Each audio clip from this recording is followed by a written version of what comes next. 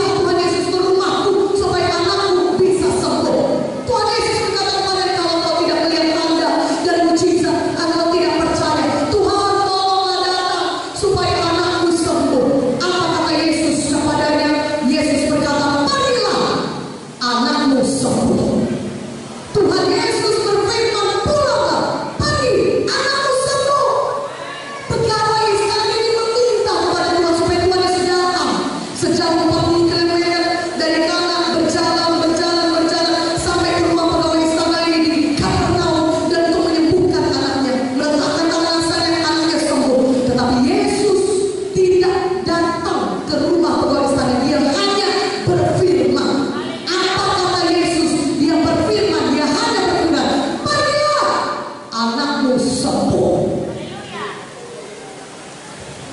Saudara yang kasih perhatikan baik-baik, bagaimana supaya saudara bisa malam ini menerima mujizat Tuhan dalam hidup saudara. Pegawai istana ini percaya kepada apa yang difirmankan Tuhan Yesus. Tuhan Yesus berkata, pergilah, pulang, anakmu sembuh. Apakah dia sudah bisa lihat anaknya sembuh? Belum. Apakah dia bisa lihat? Tidak. Dia tidak tahu bagaimana keadaan anaknya karena dia di kanan. Anaknya tidak pernah. Tetapi ketika dia dengar firman Tuhan berkata, pergi, pulang, anakmu sembuh. Dia percaya, dia pergi, pulang, dia percaya anaknya sembuh. Katakan